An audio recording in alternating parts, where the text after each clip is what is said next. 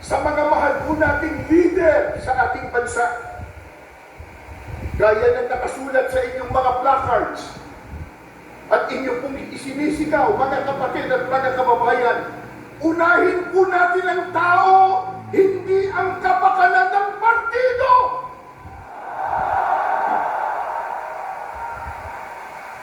Serbisyo po muna bago ang sariling gusto at benepisyo.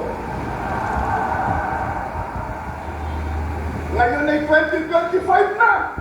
Sa bagong taon ay unahin ang pag-unlad ng bayan, hindi ang pagpapangaya.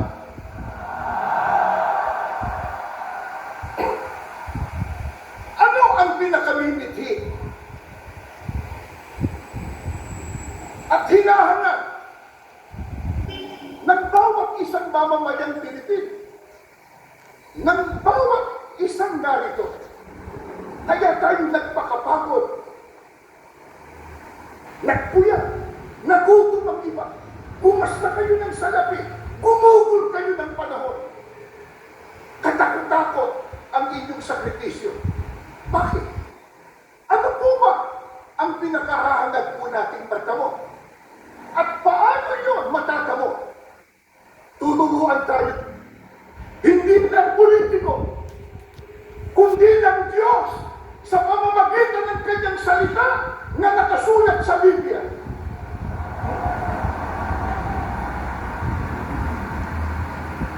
Ano po ang turo ng Biblia para matamo ang pagpapala, ang kabutihan, at ang kaligayahan? Pakinggan niyo, bubuklat po ako ng banal na kasulatan. Sa aklat po ng Mangawit, 133, 1 at 3. Masdamin niyo na pagkabuti at pagkaligaya sa mga magkakapatid na magsitahang magkakasama sa pagkakaisa. Saan daw po? Gayaan niya ng hamog sa Hermon na tumutulo sa mga bundok ng Sion, sapagkat doon pinarating ng Panginoon ang pagpapala sa makapitbagay, ang buhay na magpakailanman.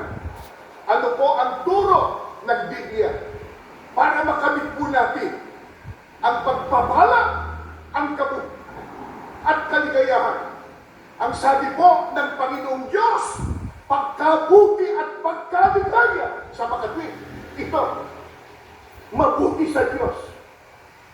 Kung minamasama ito ng ibang mga tao, sa Diyos, mabuti po ito. Ano po ang sabi ng Biblia? Masdan yung pagkabuti at pagkaligaya sa mga magkakapatid na magsitahang magkakasama sa pagkakaisa. Mga kababayan at mga kapatid, ano ba itong ginagawa natin ngayon? Isigaw natin ulit, pagkakaisa, pagkakaisa.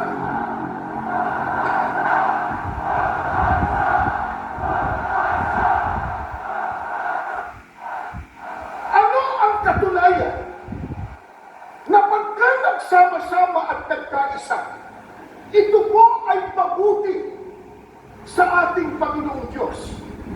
Sapagkat ang sabi pa ng Biblia, doon ibinarating ng Panginoon ang pagpapala.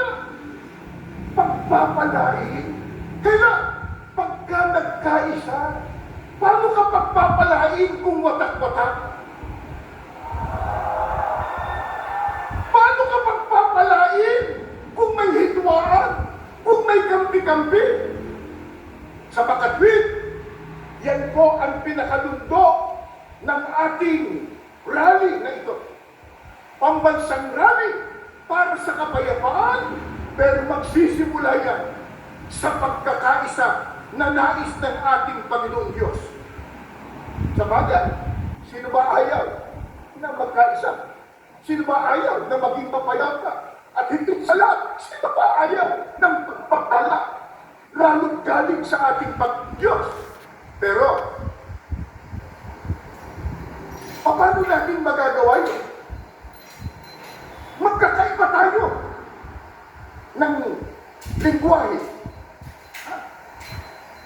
Meron tayo dito mga kapatid. Nakikita ko po, Maynila, Rizal, Laguna, San Pablo, iba't ibang dato.